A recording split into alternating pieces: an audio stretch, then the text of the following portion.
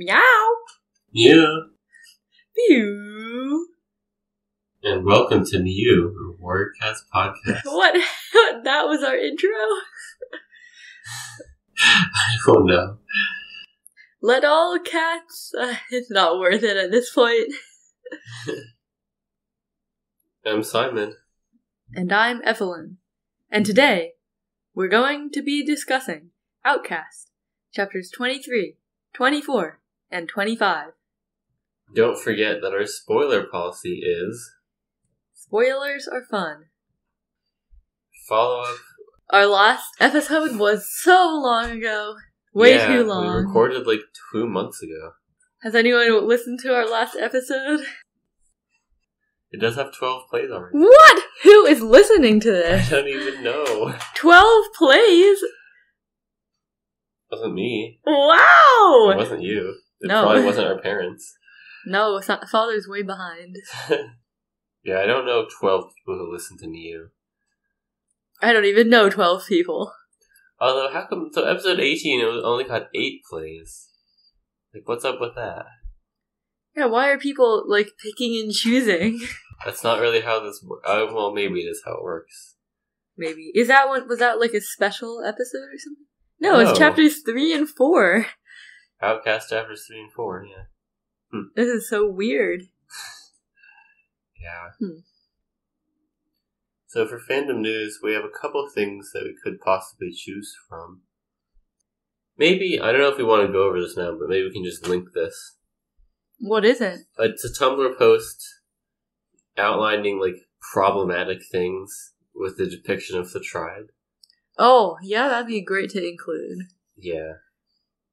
Okay. I don't know, yeah. I guess we'll just link that.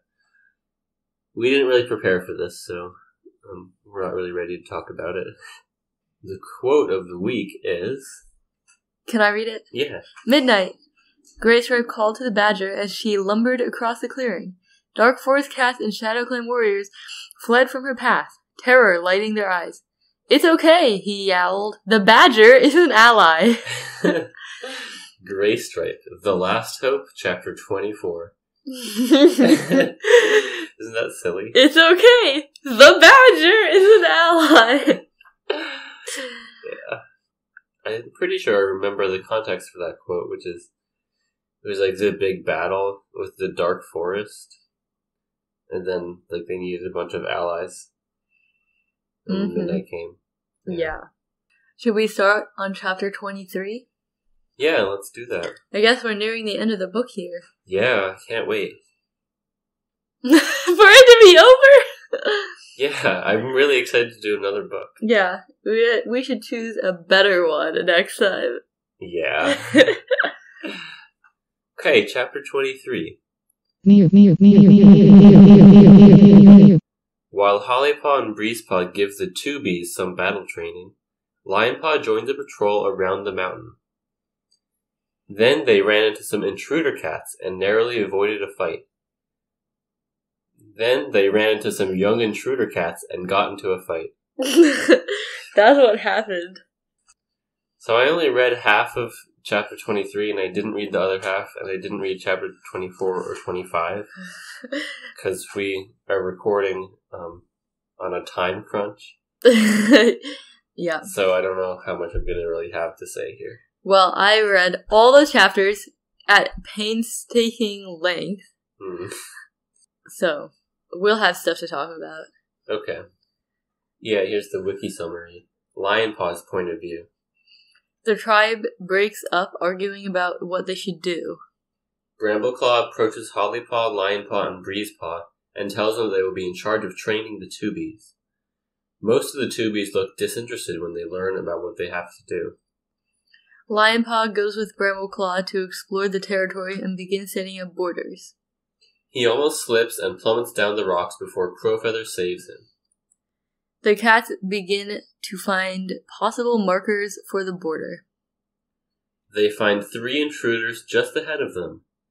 Brambleclaw tells them they're making a border, but the intruders disagree.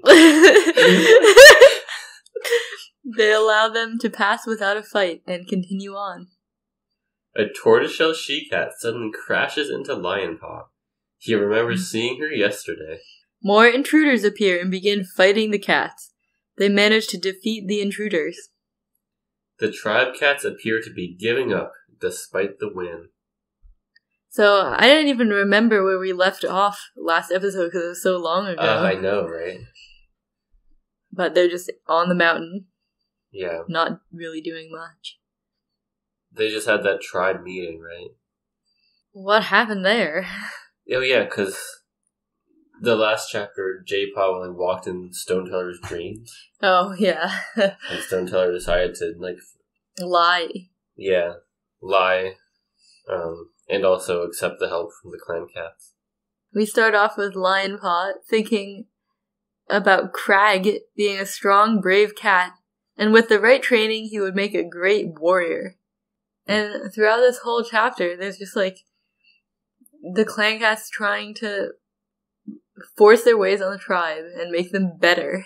Yeah, that's really coming along strong at this point in the book. Yeah. Yeah. Really heading back to that Tumblr post. Right, that I didn't read. Yeah. Breezepaw remarks that at least they haven't come all this way for nothing. And he's like, we might as well start trying to call them Mountain Clan after we rip them into shape. No. Mountain Clan. It's another clan that we can add to the list, though. Oh yeah! Mountain Clan. Yeah. Nothing real, but okay. And Hollypaw's like, say that in the hearing of a tribe cat and you'll be looking for your ears. A funny expression. Yeah, then Brambleclaw comes up and tells them that they have a job. Lionpaw thinks, action at last. Which is also a meta commentary of the book. Yeah. Oh, gosh. So boring. This book is really boring.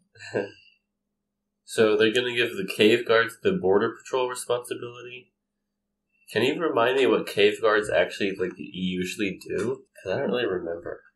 They guard the prey hunters while they're catching prey. Oh yeah, I remember talking about how it's weird that they're called cave guards when they specifically guard outside the cave.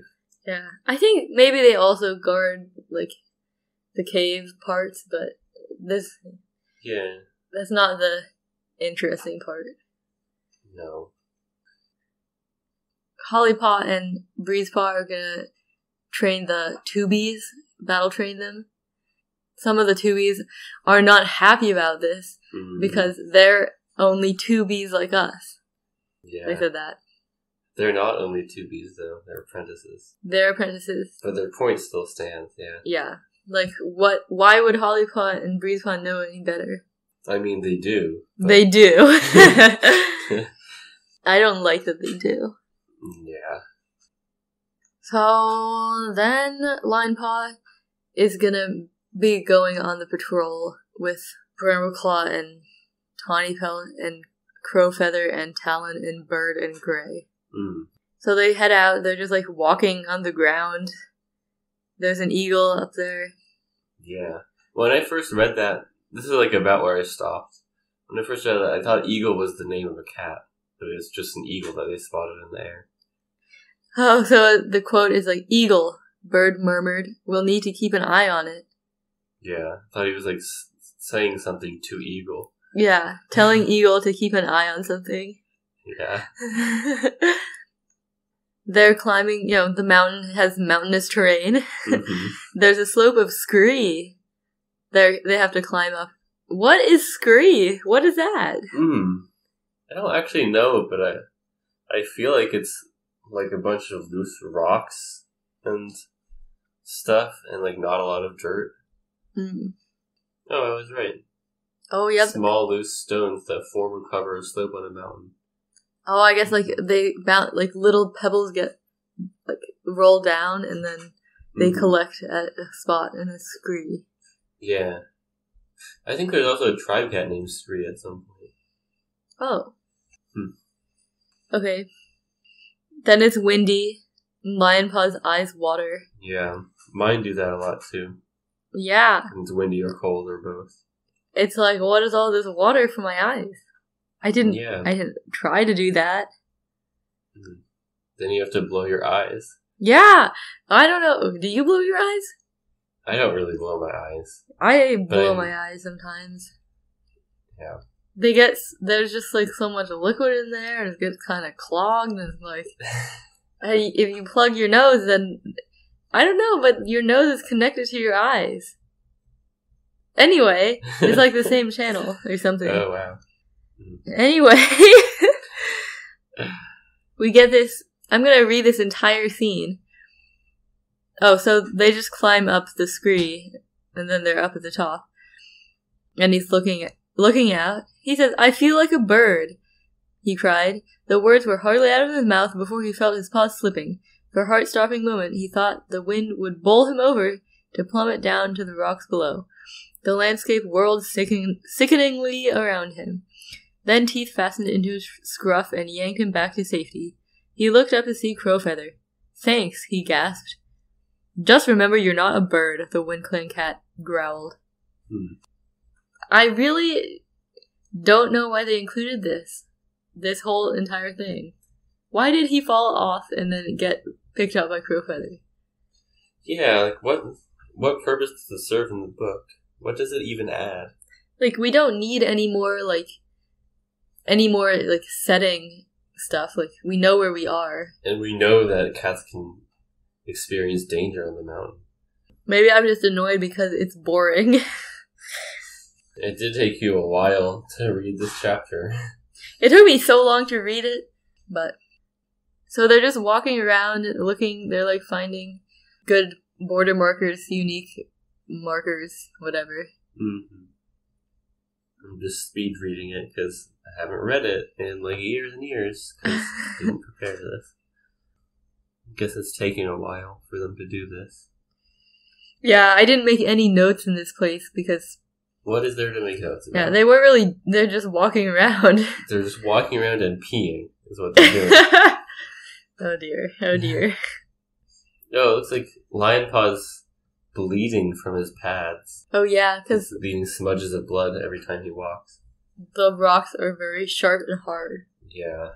Okay, so then they run into these 3 intruders. Oh, yes. And they're ready to fight, but Brambleclaw says, "No, we're not going to fight." And then they left. I don't know why the intruders didn't attack. Maybe they were like, "Oh, we're outnumbered." Probably, yeah. Because they didn't attack like when the clan first got there, too. Yeah. So they get past those intruders.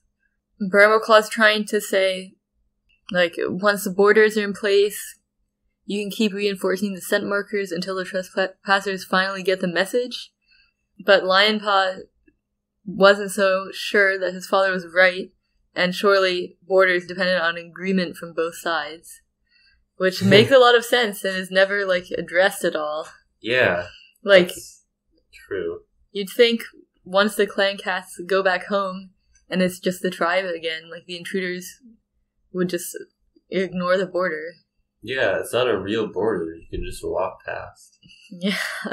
Anyway, they keep going along, and a wild screech sounded from above their heads. A heartbeat later, a body landed on top of Lion Paw, knocking him off his paws. Sounds like the eagle. It does sound like an eagle. But then it was actually a cat. A young tortoiseshell. It really sounded, because a screech sounded from above their heads, like, that's totally an eagle. That's what I thought.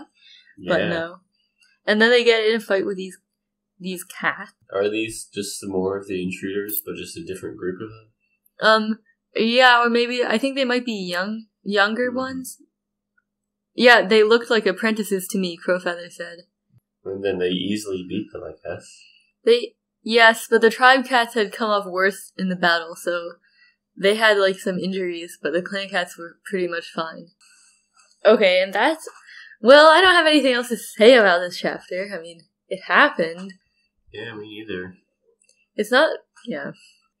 Okay. I guess it ends with Lion Paw, like, feeling like the tribe cats just seem to be giving up still, because they did poorly in the fight. Yeah. So let's do the next chapter. Okay. Chapter 24. Hollypaw and Breezepaw give battle training to the Tubies. Is that it? Where's the rest of the chapter? Well, chapter 24. I guess let's read the wiki summary. Okay, yeah. Hollypaw's point of view. She and Breezepaw have the two bees show them everything that they know already. Pebble explained that only the cave guards know fighting from attacking eagles. She demonstrates with a perfect leap in the air. Splash shows them how she would catch a rabbit using Breezepaw for an example. Hollypaw tells her that move would be perfect in a battle. The two apprentices then run through some basic moves and set the two bees to try them out.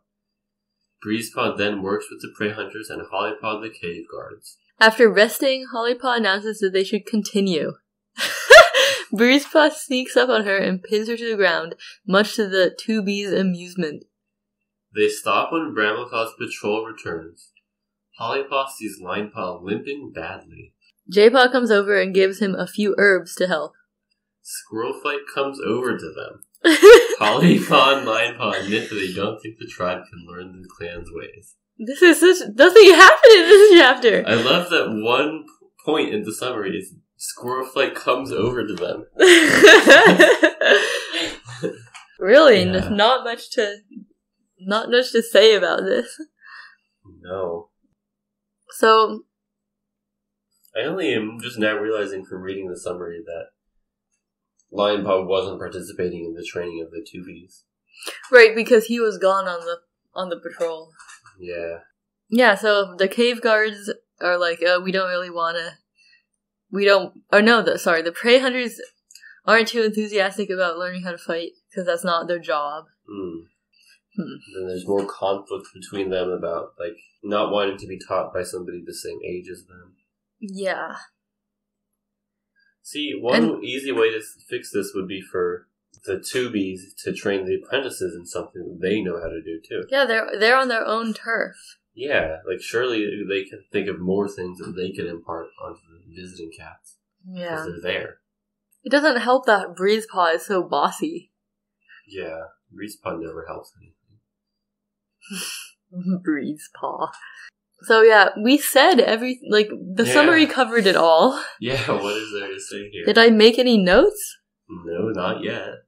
It's been quite some pages and there's still no notes. We're learning that Stoneteller hardly ever leaves the cave. Yeah. He probably knew that already. Yeah. This is an old Stoneteller.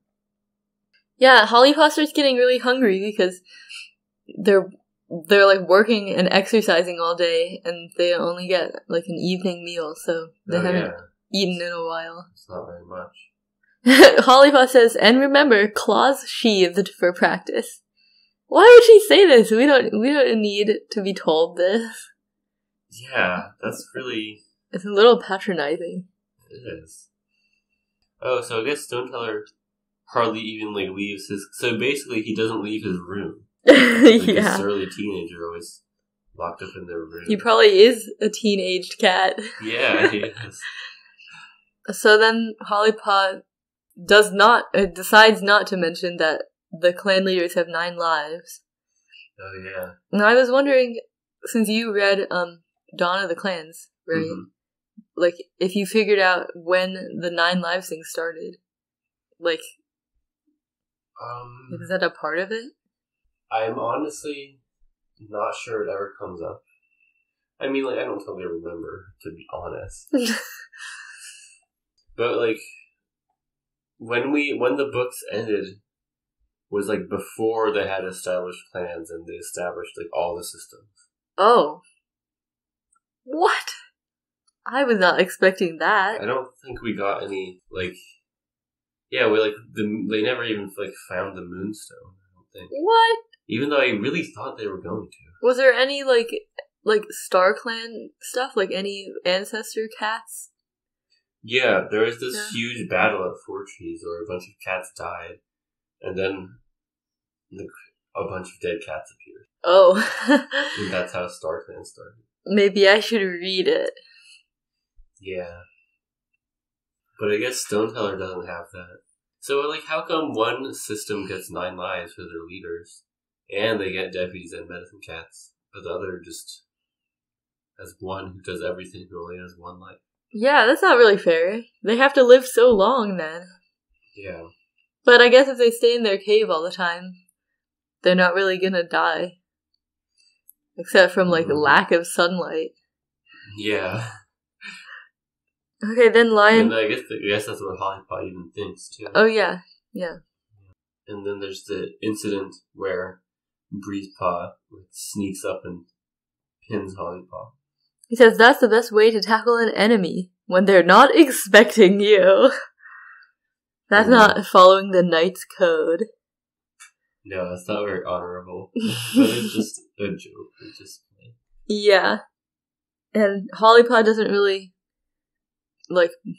begrudge Breezepaw this joke. So maybe she's getting along with him better. Yeah. Okay, and then they stop and Lionpaw's back. Then they notice that Lionpaw was limping because of his sharp rock feet. Yeah, and not because of any battles. Yeah, he didn't get hurt in the battle, of course. Yeah. And he talks about how, they didn't even finish. They didn't finish walking around the mountain, because it's way too long, and it's also harder to walk when you're on a mountain than flat ground. Apparently, J-Paw has been stuck in, the nursery area all day, not doing anything. He's just been existing. He hasn't been helping with anything. He's just been sitting there like George. He says, our cat George doesn't do anything. He complains about listening to she-cats moaning on about their sickly kits all day. Wow, yeah. I wonder, I guess, I know next chapter is J-Paw, but we probably don't get any of that. Yeah.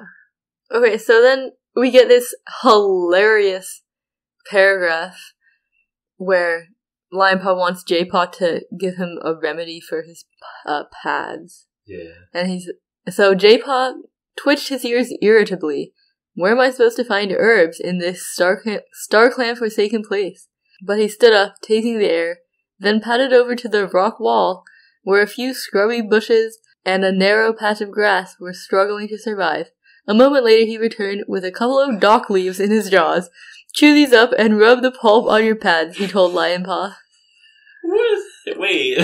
So he just walked over and found some dock leaves.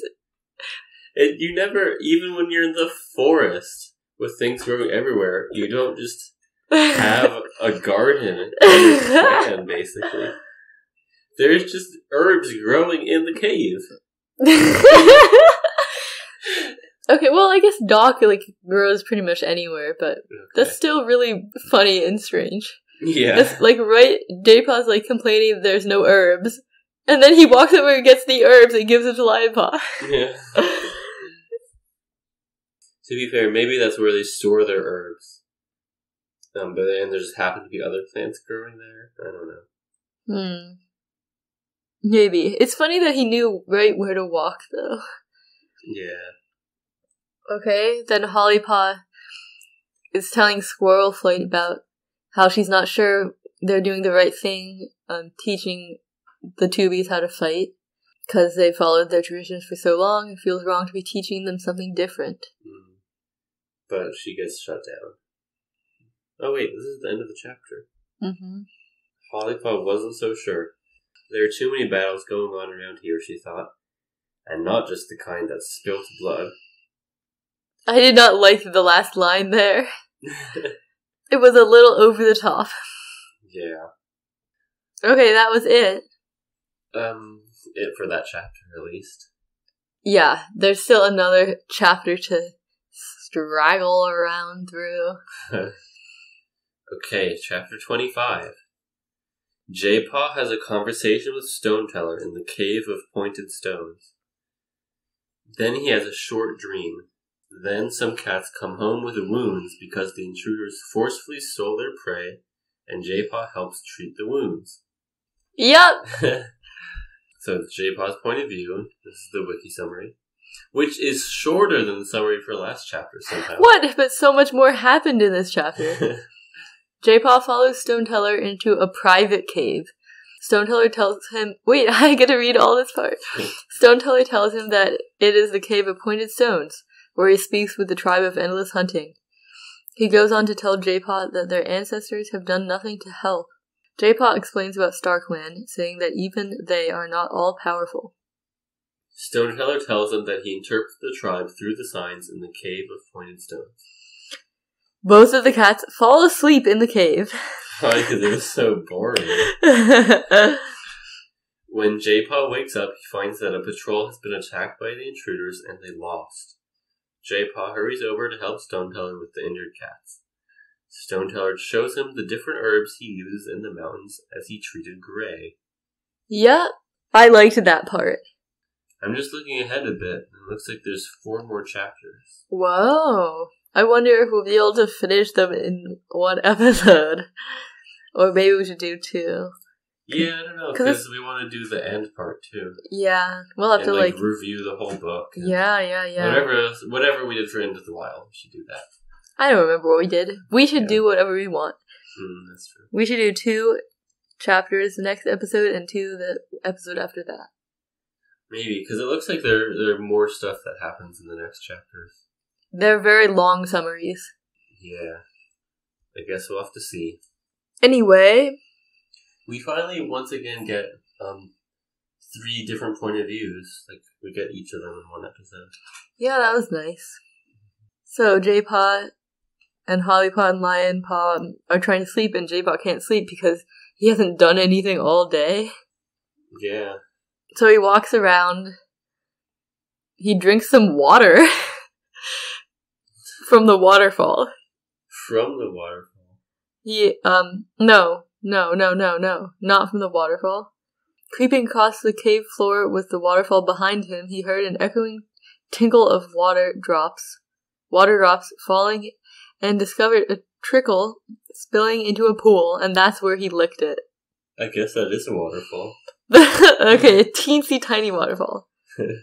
The water was cold and tasted of the wind. What did that taste like? Nothing. Wind clan. Wind clan. He is still really eager to learn more about the tribe of Endless Hunting. Oh, and then he picks up Stoneteller's scent. So he, goes into his room, basically. It's a little weird to just go into his room. Yeah, he didn't even knock. So then he's in... Oh, he accidentally stepped in water! And then he found a stalagmite. I finally, just recently, figured out how to tell them apart. A stalactite clings tight to the top of the ceiling. And a stalagmite rises mightily from the floor. Or their mites may be crawling around on the floor. Mites. It's really the stalactite one that you need to remember, because then there's only one other option. Okay. Anyway, this is a stalagmite. He found it. Yeah, he got caught. He didn't even bother pretending that he wasn't there. He thinks. Stoneteller says, J-Paw, welcome to the Cave of Pointed Stones. Which, obviously he's gonna be in there. He doesn't leave the cave. Yeah. What were you even thinking? But Stoneteller doesn't tell him off or anything, so. And here's where Stoneteller tells J-Paw, about how he gets messages from the tribe of Endless Hunting. He says, this is where I share tongues with the tribe of Endless Hunting. They send me signs through the shimmer of stars and moon in the water, the dance of light and shadow on the stones that rise from the floor and jut down from the roof. From the roof. I thought this was an open-air cave. I'm confused now. But it can't be. The echoes of wind, water, and paw steps. So that's how he gets the signs, but this is not what we learned from the chapter where he was in the dream with the tribe of Endless Hunting. And they were talking to him. It wasn't just, light and stuff. Yeah, they were just, having a convo. So, I don't know. But then later, he's kind of explaining it. He says, the moon shines on the water, but there, a cloud drifts over it, as if all our hopes are blotted out. The echoes tell me nothing, but over there wind ruffles the surface of a puddle, and that means change. So he is trying to interpret it, but it seems really hard to interpret. I feel like you could mean interpret that any way you want. Yeah. So I think the way he gets his most reliable messages is when the cats actually show up and say something. I think so too. Like here, this banana is mostly brown, which signifies... It signifies the decay of the American political system. Ah! You interpreted it! It needs to be eaten soon. Some change will happen soon, whether we like it or not. The banana is gonna change one way or another. It does say J-Paw had lost respect for Stoneteller when the old cat had lied about the message from the tribe of endless hunting. Which is interesting to me. Because I read that as like the Stoneteller finally doing something about the situation. Yeah. Like, I respected him more after that. Yeah, you can't just give up. And then J-Paw asks Stoneteller, like, where did you live before? Why did you have to come here? And Stoneteller doesn't know. It was too long ago for anyone to remember. Yeah. It's strange that in the clans they have, like, the legends about, like, Tiger Clan, or Lion Clan, Leopard Clan, like, the big cats. Yeah. Like, that's really wrong, since we know that they just came from the mountain. Yeah. So, like, I wonder where they came from, because does the Triad have those same legends? Yeah, I wonder. Like, maybe they've always had those legends. Maybe a lot of cats just kind of know about it, and maybe it just came from the rogues and loners who joined the clan. Maybe. Yeah, maybe kitty pets even think, like, cats used to be bigger. Or something. I love how Stoneteller just says good night to J-Paw and then just like goes over and curled up in his nest. And J-Paw is still just standing in his room, basically. You don't even know this guest. Yeah.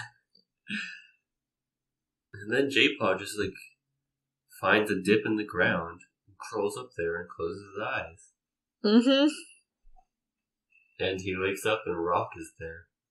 And Rock says, "These are not your ancestors. Be careful." But is that true, though? No, they are his ancestors in a way. Yeah. Also, why would you need to be careful? Yeah. What does this mean? Yeah, what? What are they to be careful of? This is the tribe of endless hunting. This is not like a malicious group. And nothing ever bad happens anyway. Like, what could possibly go wrong? Yeah.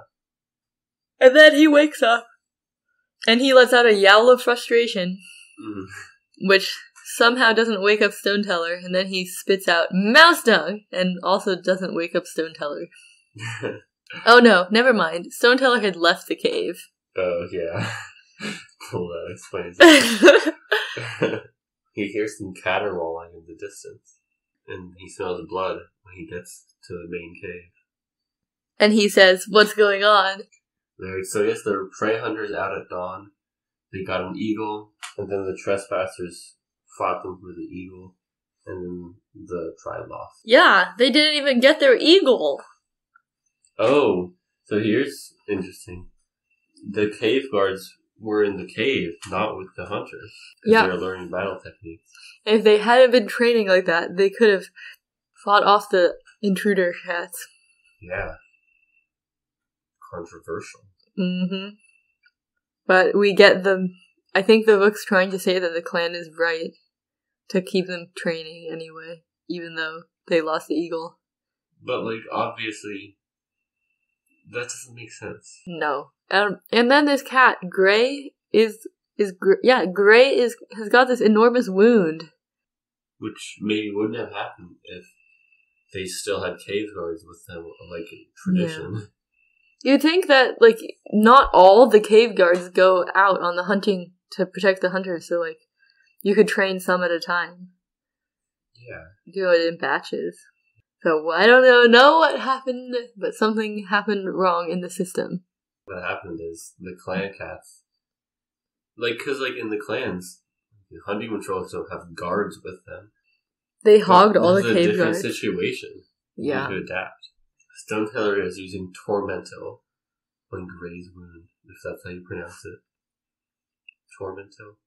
It sounds like it would rhyme with lentil. Well, rhyme a little bit with lentil. I guess so. Lentil's a good word. Mm. And J-Pod tells Gray to lick his wound, which apparently Gray hasn't done yet. That seems pretty instinctual for a cat to do. Yeah.